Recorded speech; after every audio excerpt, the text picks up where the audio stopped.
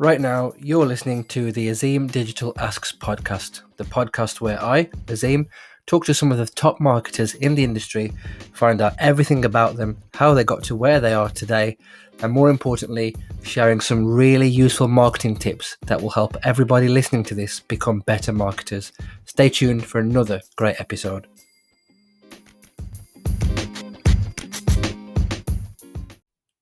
Hello and welcome back to not just another, but the final episode of 2020 of the Azim Digital Asks podcast.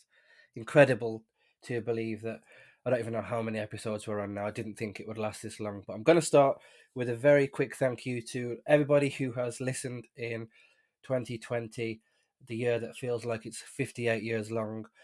Loads of different countries, 23 in the last week alone, over 1,000 listens and just loads of shares. Without you listening to this is not possible. So massive thank you from me. Right, forget that boring stuff, onto the serious stuff. Have an absolutely brilliant guest to close out 2020, and I know that she is going to absolutely smash this episode out of the park. Hashtag no pressure. She is the wonderful Izzi Smith, a Munich-based SEO with a penchant for SERP optimization. I've blatantly nicked this from her website, by the way. Structured data, UX, tech SEO, and making people smile with her super awesome SEO memes. And if you haven't read her website, there's a paragraph called About Me, which is just fantastic. I love it. And where you explain why you're right in third person. Anyway, I'm going to shut up. Izzi, welcome to the show. Azim, thank you so much for having me. I'm just sat here like giggling to myself, and also a huge congratulations for your podcast. Like, it's amazing, and thank you so much for taking the time out of your presumably very busy schedule to like keep everyone smiling and laughing and just keeping us all positive and happy. It's brilliant. Thank you. You're the best. I will Oh, no, you. PayPal you €50 later. Thanks. Also, as I promised, I am going to absolutely apologise. It will mean nothing to the listeners, but for you, we had to reschedule this recording because of life and COVID. And that's one of the shit things about this. But I'm double excited now to talk to you. Yeah, don't worry about it. All good. Let us roll. Mm-hmm. I'm going to start, as we do, bit of a random icebreaker, and I'm very curious to hear your answer on this. So, Izzi, let's say you win the lottery next week and you don't have to work anymore. How would you plan to spend your time? That would be an amazing Christmas gift, right? Oh, wow. Okay, first of all, obviously, I'd buy a house for my mum because, yeah, she's amazing and every mum deserves a nice bungalow. Just get her a little bungalow. She'll be fine with that. Okay, I think even if I didn't have to work anymore, I'd still really want to be involved with SEO and with the community because it just keeps me smiling.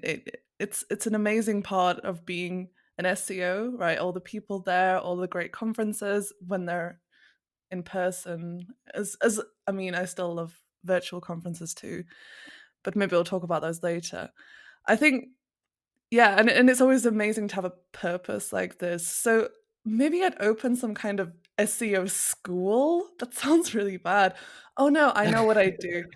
I would definitely buy an island and just open some like really lovely commune for remote SEOs to work there. Outside of COVID, I'd wait until the whole thing is over and when people can travel again. But that sounds like fun, right? If you could just Yeah, like absolutely. spend a 2-week vacation or like just working from a tropical island that's full of nice things. Izzi Island and the Izzi School of SEO. People are going to be signing up for this immediately. Yeah. Sign up for the mailing list. All you have to do is wait for me to win the lottery. Shouldn't take too long. Buy a ticket tonight now. You never know what's going to happen. Yeah. Yeah. I mean, 2021 is anyone's game, right? Who knows? Yeah, absolutely. Right. Let me give you the opportunity to give yourself an even better introduction because mine was a bit naff, let's be honest. So, No, it was great. for anyone who doesn't know who you are, shame on them, first of all. But would you want to give yourself a better introduction? I'm going to try. It was a great introduction, but okay. Hello. My name is Izzi, in case you didn't gather that already. I was born in a town called Burnley, which is in northern England in Lancashire. It's a very industrial it's not a crappy town. It's just a place that doesn't unfortunately have much opportunity. I moved to Munich in Germany, or like 5 or 6 years ago, because I achieved an internship in SEO. So it was a really good chance for me to see a bit more of the world. I had never been abroad before. I'd never even been on a plane. So to actually like pack a suitcase and say, okay, I'm going to move to a different country was pretty wild. But I'm so glad I did it. And since then, I had an internship at Sixt, which is a car rental company, and there I learned a lot about SEO. They have an amazing in-house team there. It's very supportive. They do great innovative work. They build a lot of stuff in-house, a lot of great software, some great tech. And then last year, in September, I decided it was time to move on. It was just, yeah, I was ready for something new. And that's when I joined Write, which is a software as a service startup in Munich. And here we build really brilliant website quality and SEO software for beautiful marketers. And I'm so privileged here to get to work with amazing people who really care about the outcome of their work, and they care about the needs and challenges of our customers. And for me as an SEO, someone like who did operational SEO, it's such a great opportunity because I'm learning from product teams, from business development, from the more like pure marketing side. So it's really great to get out there and really develop more skills. And I've had a brilliant year so far. As well as that, I occasionally speak at conferences and do that sort of stuff as well.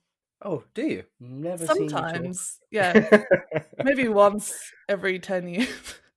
I jest. I recently saw your Core Web Vitals talk, and it was all right. See what I did there? Oh, the cheese of it all. I know you like cheese, so I just thought I'd chuck that in. But Yes, yeah, no, brilliant talk. thank you. Yeah, I mean, that was basically just about my career, but about me personally, like, I think in a nutshell, I'm cheerfully nerdy. I'm a bit weird, and I just like to help other people when they're working on their career paths in SEO, and I love cheering people up. So I think that's something I can really try and bring to conference talks and podcasts like this or webinars. Yeah, and memes sometimes. Yeah, I will grill you about the memes later on. But Yay. just to finish about your conference talk on a more serious note, the one that you recently did about Core Web Vitals, Mhm. and I just think your talks in general, what's so good about them is that it doesn't matter if you've been in the industry for like 1 day or 10 years, you make it so accessible. You present it in such a way that there's loads of different takeaways for people. And you just sit there like, I'm so glad when they say when it's virtual and you can get the recording, because otherwise my hand would drop off making furious Oh, notes. thank you so much for saying that. Like, I'm very emotional today. I feel like I'm going to cry now because that's exactly what I aim for when I make these talks. It's like I want to make it so that people can learn it no matter their current experience. So, thank you.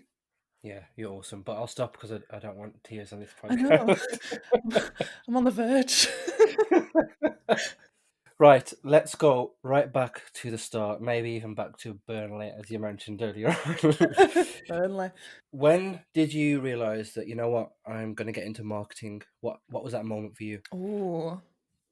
Oh, it's a very interesting question because I was really lost in my career decision making since I was a child. Like, as we all do as kids, we dream up of fancy jobs. Like, what was yours? What was your dream job, Azim? Mine is dead random, and don't judge me on this, but I kind of wanted to be an astronaut just to see what Yeah, space was like. exactly. Like as kids, we're dreaming, and it doesn't matter. There's no like weird, oh, sorry, like more expectations. You're really just thinking outside the box. And in my hometown, like I said, there's not that much opportunity. It was very normal, like to become a teacher or to work in the healthcare industry, which is amazing. But I wanted something like incredibly creative, and I wanted to be a journalist. So I studied journalism at university, and my parents were like, "That's just going to amount in nothing." Basically, like they're very supportive but realistic people, which is fair enough. And then when I graduated, I was like, actually, I really don't want to be a journalist. I should have thought about this a bit more. And then I considered maybe I can use some of these skills in marketing because I learned how to write copy, I learned how to publish content and create different types of media. So that was really like a good edge into marketing. And then I discovered something called SEO, which sounded perfect because also in my in my bachelor's degree, I created my own website as a portfolio for my photography and for my writing. So I knew a bit of bit of stuff on HTML and CSS. So SEO was that perfect combination of creativity and bringing some like technical skills to the table. And that's why I applied for an internship far away from Burnley in SEO. Awesome. Yeah. Right. Keep that in mind, and then imagine you could jump into a time machine now and you can go back to when you very first started, day one in the industry. But Yeah. this time around, you have all the knowledge that you've got now. What advice do you think that you would give to yourself on day one? Okay. I think when it comes to technical SEO, let's say, because that's something that I'm very interested in, and I love learning more because it's so vast in technical SEO. Like, I think usually they expect you to have come from a web development background, which is, I mean, lies. Yeah, I mean, it's really quick and easy to pick this stuff up, especially the fundamentals, but there's so much you can really become an expert in. So I think if I could go back and chat to little young Izzy who had like a really bad haircut when she started in SEO, I'd say, sort that fringe out, get rid of that, but also just try and diversify more in your skill set. And I think it's totally fine to not be into technical SEO, but this would have really helped me and helped me shape my career and grow my skills earlier. And I would have told myself definitely to ask for more help, to not just like if I didn't understand something, like it took me ages, for example, to understand what a canonical was. And I just sat there in meetings, like not even knowing what people were talking about in my first month. And I just wouldn't even ask. So I think definitely just really try and get acquainted with those web development colleagues, with your technical SEO colleagues earlier. Just keep asking questions as you develop those skills. You can never know everything, but it's totally fine to ask for help. And that's when you can really start to grow and excel in that area. Oh, that is an absolutely brilliant answer. Oh, Thanks very much for thanks. sharing that. You also have to share a photo with me of this fringe so I can put it up in the I'm going episode. to. It's hilarious. It looks, yeah, it's like it's stuck on, like I just stuck on a fringe or a pony on. That's pony is German for fringe. In an American, it's bangs. Okay, did not know Yeah, that. fun fact. Hair is not an expert topic of mine, as you've probably guessed. Yeah, you don't need to worry about that. It's all good. Let me tell you how I achieve this natural shine. Anyway, moving on. You mentioned there some really interesting points about, sitting in a meeting and not knowing what a canonical was and asking questions and stuff. Mm. Are you able to share with the listeners a few other things that you've picked up from your work and career? Definitely, yeah. And I'm going to resort here to the more soft skills area because I think when it comes to expertise and knowledge about the hard facts of SEO, that's really something that can be taught pretty easily. It's really about reading up. It's reading case studies, news articles, staying up to date on Twitter, all of those areas that are really helpful. But I think when it comes to soft skills, those are parts that for me took a little bit longer to develop, and maybe it's an area that some people struggle more with. And I basically grew up in SEO, so I started this internship at 21, so like early 20s, and I didn't really know so much about being a manager, being a people manager, and taking care of folk in that way. And I owe a lot. Um, yeah, it. I consider myself quite successful. Sorry, I'm like struggling to find my words here because there's a lot of things I want to talk about. But yeah, I owe a lot to this industry and to the people, and I have a lot of people to thank. So one thing I really learned from this career is to really remember like where you came from and just keep dedicating time to assist others, just to help them, because that's one of the most valuable things you can do in this role. And when you're helping others learn and grasp the fundamentals, that's when you yourself can really like form those strong skills and really develop a better knowledge. Love that. That's a brilliant answer. At least 3 different times already during this recording, I'm thinking this is going to make a great little audio bite, and you just keep coming out with them. So Oh, I thank absolutely love you. it.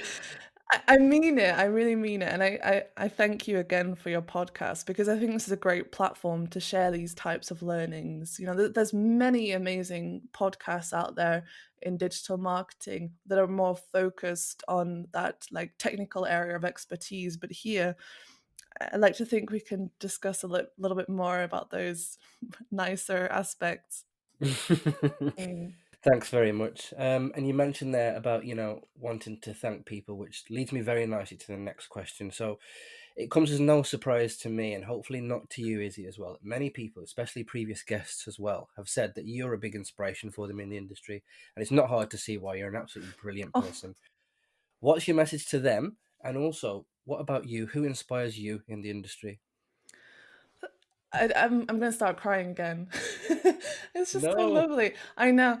Um, I think that's just so incredibly wonderful, and I don't want to really fall into that trap of saying, "Oh, I'm not inspirational because I don't do this and I don't do that enough." But I'm just gonna tell that little message in my mind to shut up. I think we all need to do that. Yeah, Yes, do it. definitely. So whoever said that, thank you so so much. Like it means a lot. It really helps me during this process, and I think that's something we all need to do more often is tell each other when we've been helped by each other and thank people for the content they create because it's really hard to put yourself out there and to share your learnings because we're always afraid. We are all, I think most of us have this imposter syndrome that's telling us we're not good enough.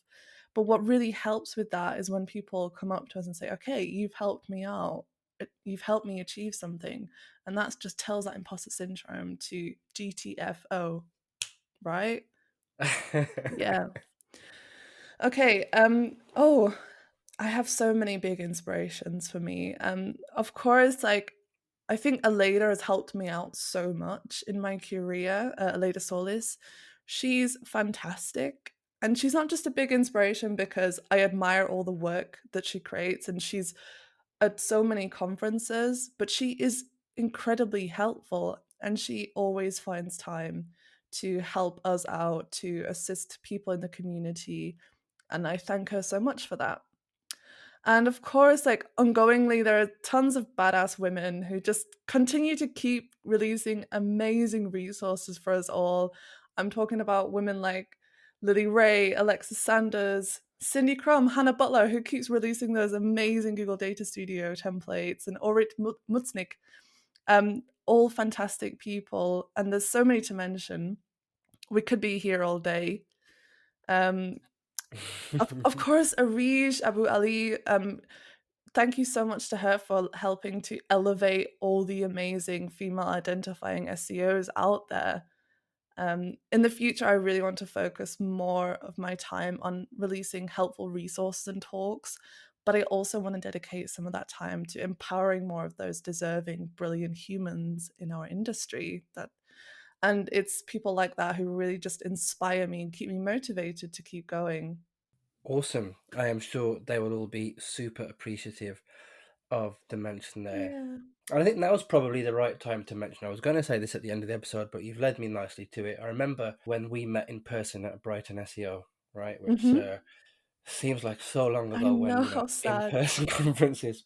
You were super, super supportive of me, really kind, made me feel super comfortable. I was dead, dead nervous. That was my first like in person conference talk, Yeah. and I had all these little stupid voices in my head, but literally you took the time, to be really nice, really supportive, and you're one of the many people who, I will always be super, super grateful for. So from me, massive thank you. You're an absolute legend. Oh, of And it course. really means a lot to me. Thank you so much. And you did amazing, so come on. I will not listen back to that because then it's super critical. I'm going to do one more really shit pun and then I'll stop, I promise. So, right now, You're right. See what I did there? I get this every day. What's the biggest challenge that you've got now with your current role? How are Mm. you gonna get past it? How are you gonna overcome that? Yeah, I think this year something that has been pretty challenging for me was the whole virtual conference area. So Yeah, a big part of my role at Wright is to, spread the word and to share our learnings with the industry, and that means like speaking at conferences. And I was really happy because it meant that I could travel more, I could meet more people at these physical conferences. And when you work in-house, maybe it's not very important for that company to send you to those conferences. So in this case, like I was really excited for that challenge. And now we have, of course, virtual conferences, which I think is a really good alternative to not being able to travel and to meet people or to learn from physical conferences. But for me, it's been pretty difficult. And that's because I also get incredibly nervous. I am going through the motions in my head before a conference talk, and I'm thinking to myself like, "Oh, you're not prepared enough. This is too basic. This is maybe too technical for the audience. Like it's never good enough." I spend weeks sometimes creating the content, and I put a lot of love and attention into it. And then when I give a virtual conference talk, I'm sat on my desk and I'm chatting to my PC. I can't see anyone sitting there. I don't hear any feedback most of the time. And it's not like at a real conference where you can meet the people afterwards, you can understand their feedback. You get to hear like if it was helpful for them, what was helpful? Do they have specific questions? Like, okay, maybe this would be more tied to my own use case. So you're really missing that feedback. And I think this has been something a bit hard to overcome this year because it's still important to do and I still want to do it. It's still great to share knowledge with the industry. And of course, virtual conferences are very accessible for a lot of people in the world. So it's still amazing.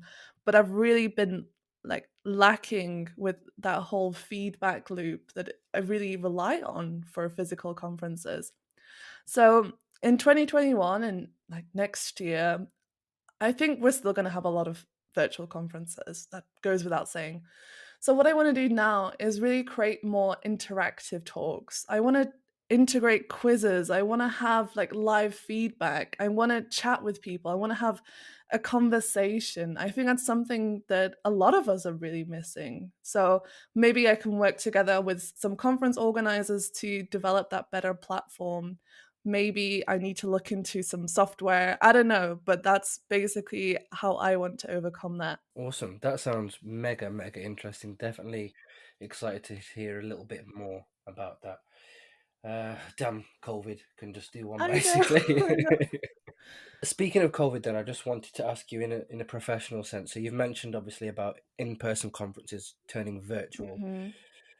What about your work life? How has COVID affected you professionally? How have you responded to that? So I consider myself an ambivert. So I have parts of me that are extroverted and parts of me that are introverted.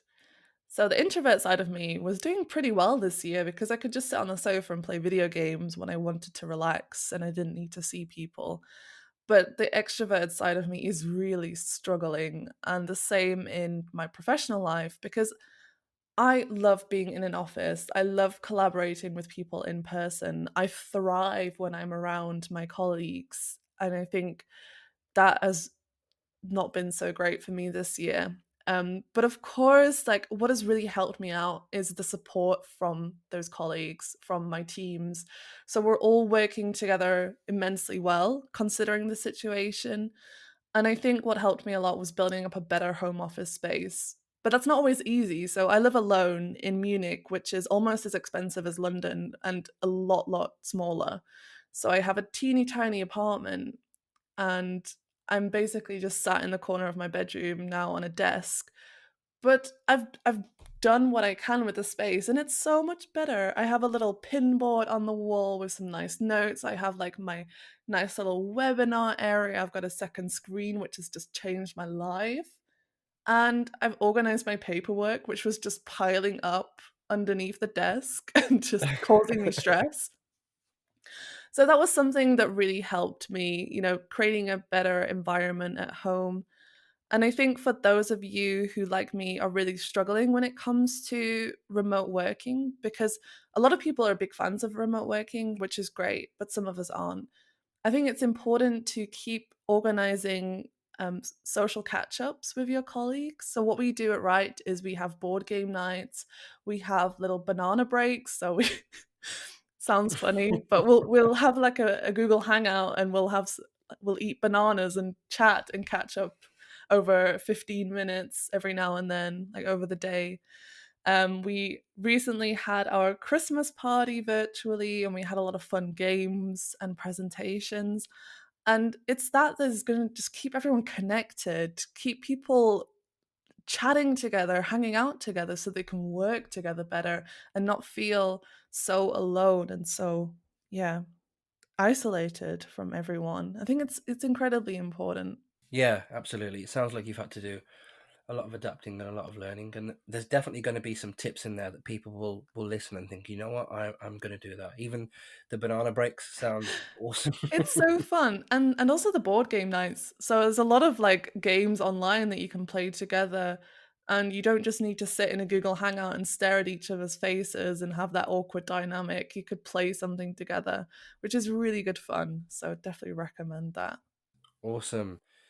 Speaking of sort of learning and staying on top of things, I wanted to like ask you about yourself. So this industry is ever changing, right? There's always things changing and things to Mhm. stay on top of. So how do you do that? What's your method? How do you continue to learn and gain knowledge in order to keep on top or in line with everything that's going on?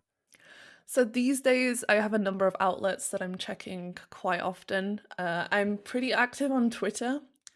I think it's a great place just to stay on top of industry news because you have a lot of amazing publications and people who are sharing quite frequently. So I don't post that often, and you don't need to. You can just lurk in the background and learn from others. So definitely recommend that.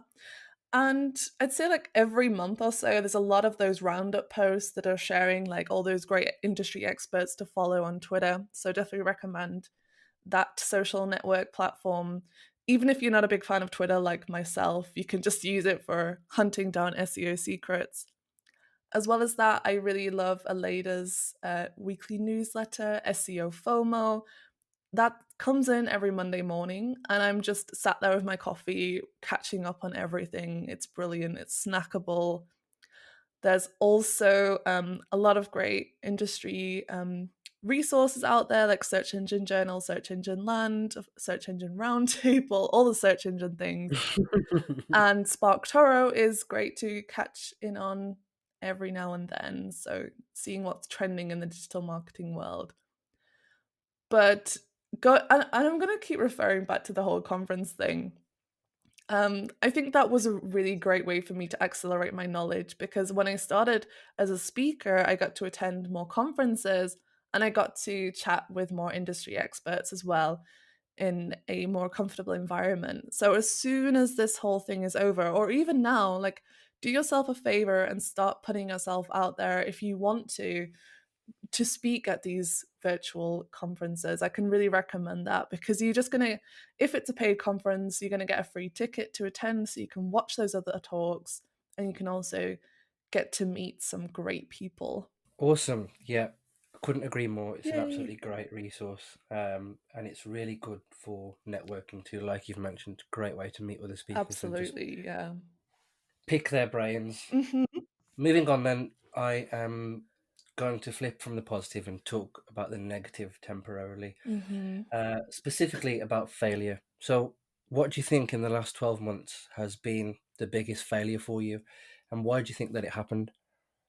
Hmm. I'm going to mention something that was a little bit over 12 months. So it's around a year and a bit, a year and 2 months ago. That's Okay. fine. Yeah. Yeah, go for it. So when I left Sixth, I had the plan to go freelance, and it was a complete failure. I thought I'd done all the research. I thought I'd read up enough on it.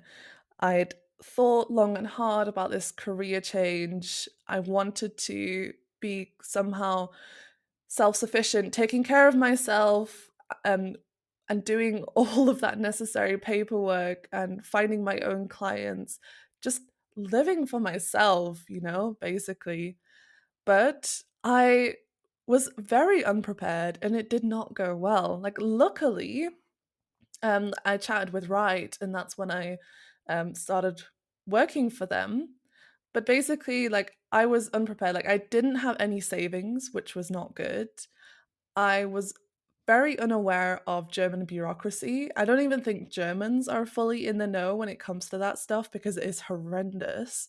So, and I was reading up about it in regards to the US and the UK, mainly the UK, which would have been a lot easier because I speak English and I don't speak German.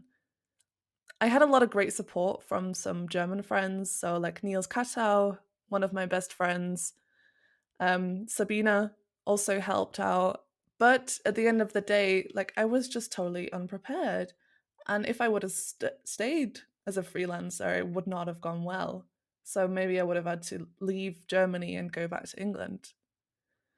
So looking back, it was a bit of a failure, but I've learned so much from that. And I know now to really get myself prepared if I do ever want to take that career step in the future. And I know it works out for so many people. It's an amazing step. It was just not meant to be in this case. And I'm fine. I'm happy with the way things worked out. Honestly, it was just a very horrendous 2 months. Yeah, I can imagine. It sounds like you've sort of, come to terms with it and come out of it on Definitely. the other side. On the right side, let's say, I'll stop. I love that. I'll stop. I made the right choice in the end. Yeah.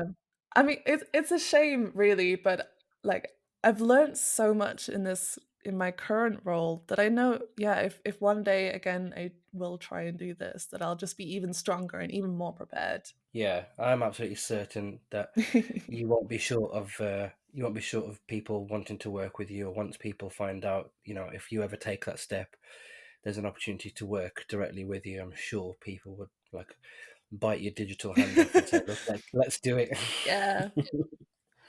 So, speaking about work and speaking about right, obviously the things that you can share. What are you working on right now? What's in your sort of to-do list right now?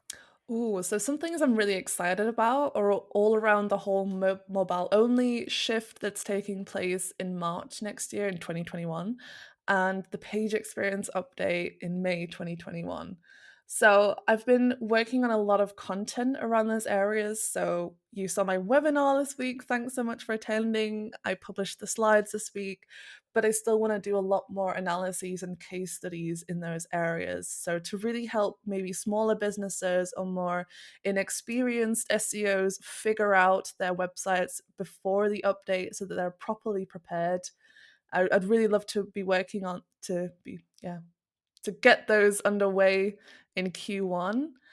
And on the other side, so the non-professional area, obviously there's other projects that I can't mention right now, but I'm excited to share them with you in the future. Ah. Yeah, I know. And I think what's also been a bit exciting, in my professional side is that I started learning Python this year during the whole quarantine time. I think a lot of us have been doing that, which has been good fun to share with others. And I've been finally able to put some of that Python learning to good use. So I hope to keep adding that into my professional career as well. And learn more German, finally. Yeah.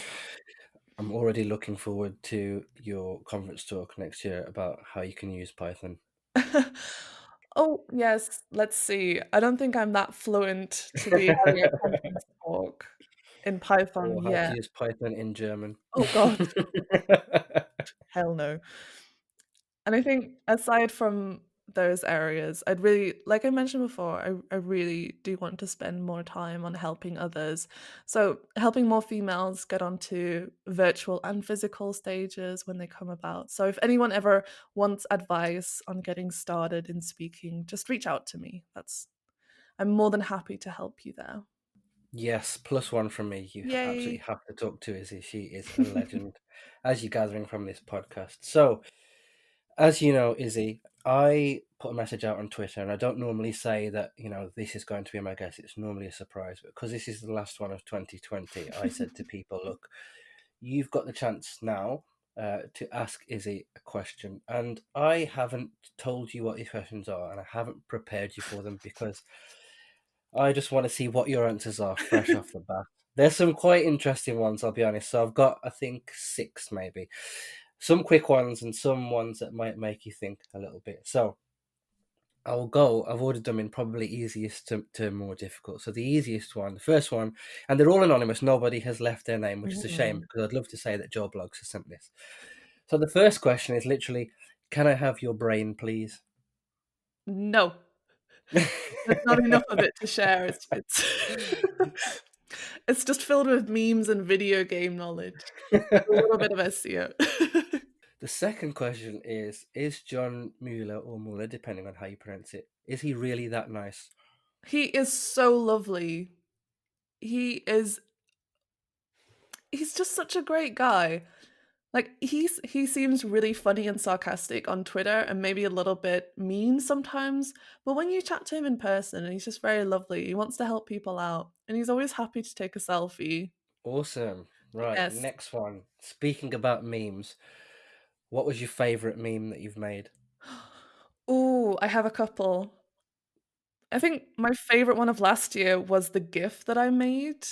Did you see that one? Do you remember it? It's basically yeah, Yeah, yeah. yeah.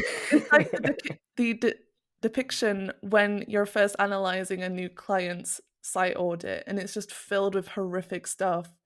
And it's actually George Clooney in Burn After Reading when he's like looking at things and being really shocked and scared. Yeah. And then it's a load of I can't explain it. It's really hard to explain memes. But maybe you can mention my SEO meme page and send people there. Oh yeah, It's on absolutely. there.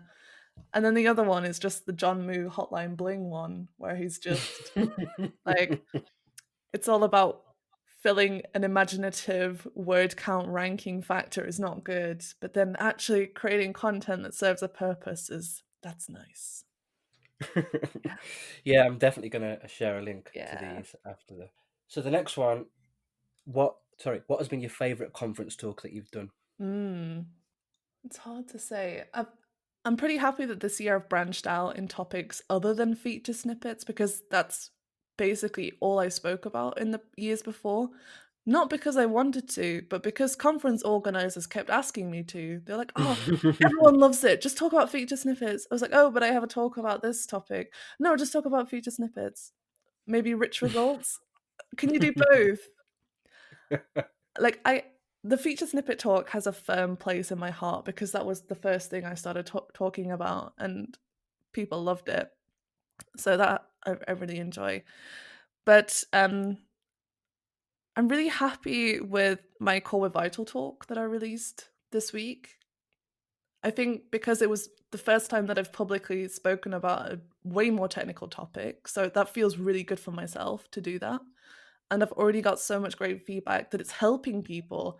So one of our customers spoke to us this week saying that finally her developers are listening after she showed them the webinar talk, which is amazing. That's what I want to do. And now they're working together on solving some of their horrendous page speed issues. So very happy about that. Awesome. Yeah, as you had mentioned, I was there. Absolutely brilliant. And by the time this goes out early next week, I will have absolutely sat down, socially distanced, of course, with our web developer and said, listen, take an hour out of your day and watch this because it will change your life. It's Oh, brilliant. thank you. So I've got two more, and I'm not sure which order to ask them in. But given that you're talking about conference talks and SEO, I'll go with this one first. So this question asks, what does SEO mean to you? SEO means search engine optimization. No, to me, SEO needs a little bit of a brand change, I think. It needs a bit of a facelift. It's got a bad reputation, whereas it shouldn't. To me, SEO means helping search engines discover and properly index your content and then rank it for relevant queries, but then also seeing through the user journey. So making sure that you're standing out, that you're providing incredibly relevant SERP features, so SERP optimization, and then improving your content and the user experience to make sure that you're retaining customers, helping them convert, therefore helping them find the goal that they're looking for, and just really this full funnel journey from indexing and crawling to customer retention. So really capturing all of that technical UX and content, all of that goodness together. Awesome. Love that. And then the final one, and I'm glad I've asked this one last. What do people always seem to get wrong about you? um, that's a really good question. People always spell my name wrong. They spell Izzy with a Y and it's Izzy with an I. But aside from that, people sometimes assume that I'm a one-trick pony, so that I'm only good for one facet of SEO. Maybe it's the whole feature snippet problem that conferences only let me talk about that for ages. Whereas I like to think that I have a very diverse knowledge in SEO. Yes, I completely agree. Love that. What do you think people get wrong about me, Azim? To be honest, that's hard for me to answer because I genuinely can't think of anything that to answer this question with.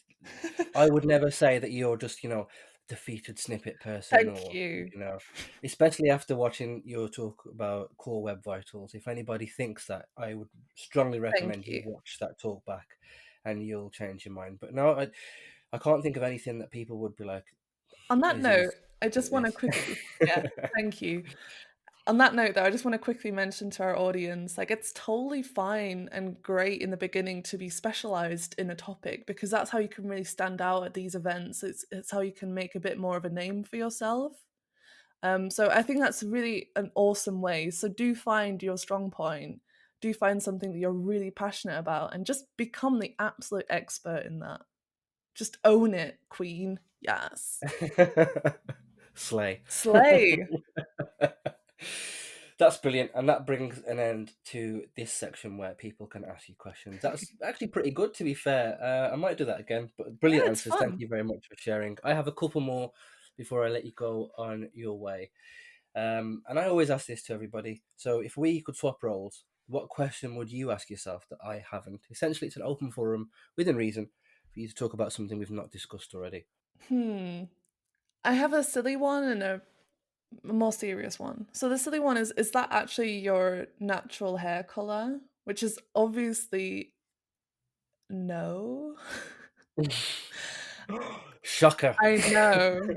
I wish I was born with bright red hair. That would be amazing. And the more serious one is maybe just could you give some advice for our audience if they're nervous about speaking or want to get more involved in sharing their knowledge in conferences? Ooh, go on then. I think one thing that helped me out, I'll just give a very short answer because there's so much I could talk about this. But of course, like if you want to know more, like reach out to me. One thing is remembering that the audience is on your side. No one wants you to mess up. People want to learn from you. They don't want to see you mess up your words or forget your notes. They care about learning from you. And once you remember that they're on your side, it just makes everything feel a lot more comfortable. And then you feel a bit more at home, more relaxed, and you can do your job in kicking ass and delivering that content to the best of your ability. Yes. Hashtag Hmm. do it. Yes. That was brilliant. Thank you very much for sharing that. And then it's a shame that we're coming to the end of this podcast. But again, one thing I always ask everybody before they go, if you do listen to music to help you get deep into your productive zone, what's in your ears? What's your favorite song, artist, playlist? And if you don't, how do you get yourself into that super productive zone? So what I do is I listen to retro wave. Are you aware of this genre? I think you've mentioned this to me before. And I Yeah. think Maret, she's mentioned that you've told her about Yes. this.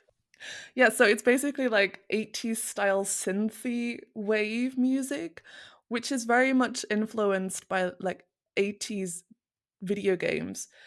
And games need to have music that is entertaining enough but really doesn't distract you from the task that you have in that video game. So it's actually perfect to focus on and it sounds really cool, especially if you're a bit nerdy like myself. So there are some amazing Spotify playlists, also probably on YouTube or whatever streaming service you're using for retro wave or synth wave. Definitely recommend that. And also, this is a very like recent recommendation of mine. I've been using the Headspace app, if you're aware of that, because my boyfriend said I need to relax more. He said I should get into meditating. So I'm trying to do that. Yeah. Because I have a tendency of maybe being a bit dramatic sometimes. I think we all can. So you recommended that I try meditating, but they also have some amazing focus playlists on there. There's also one by Hans Zimmer, which is really cool. And I just put it on, get into my work, into some Google Search Console analysis, and yeah, all good. Yeah, awesome. I've only tried Headspace during the summer, Mm-hmm. and oh God, how do I describe this? I listened to it whilst running, so they partnered up with Nike or Ah, Nike, depending on how you pronounce it, to produce like some guided runs, and it was great, but oh, so great that I was like, they said something, and it really made me think this is actually true. They were talking about how listening to them guiding you through the run makes you switch off from the physical action that your body's doing of running and that exertion. And they were hmm. saying that right at the end, and I was like, do you know what? I don't actually feel like I've ran just because I was listening and concentrating, and I was like, this is pretty good. And then I did that a couple of times, and then the weather just got too cold or too bad, Yeah. and I never followed it up, which is a shame. Oh, that sounds like a great tip though. And kind of related to that, but not so much because I don't really do running or any physical movement. But they have these sleep casts, which is kind of like a nice story that is told in a soft voice with some like background music or some background sounds that really help you relax. And this is so good for me because I'm paying attention to the story when I'm trying to sleep, which is, it's very calming. And that way my head's not running around in circles and thinking about what I'm doing tomorrow and like what I forgot to do and some SEO things that I want to add and all sorts of stuff. So that's like really helpful for me to just calm down a bit in the evening. Awesome. Mm, Thank you very much for sharing that. I'm going to have to go back and check this yeah. out. Just before I let you go, then, where can people find out more about you? How can they get in touch? What's the best way to reach you? Sure. I think the best way to reach me is on Twitter. So you can follow me via Izzy on Fire. That's Izzy Izzzi, not Izzzy. And you can also check out my pretty horrendous website, but at the moment it's pretty speedy because of some recent optimizations, and that is at izzysmith.com. Awesome. Izzy, thank you very much for being a brilliant guest. Really enjoyed this It was so episode. fun. Already, yay! Yeah. Already looking forward to listening back to this when I get to edit it. The last word, so no pressure, the last word on this podcast and the last word of 2020 on this podcast goes to you. So take it away. Yay. Oh, the last word. Do I have to say something now? Yeah, something really inspiring that's going to make Oh, people feel really invigorated, full of life, ready to start 2021 I'm not full of prepared for beans. this, but okay. Good. Hey everyone, 2020 was such a terrible year. Hopefully, it wasn't as bad as it could have been, but don't worry. Like, honestly, it's fine to feel not okay, but we're gonna get through this together. Next year is gonna be our year. Promise.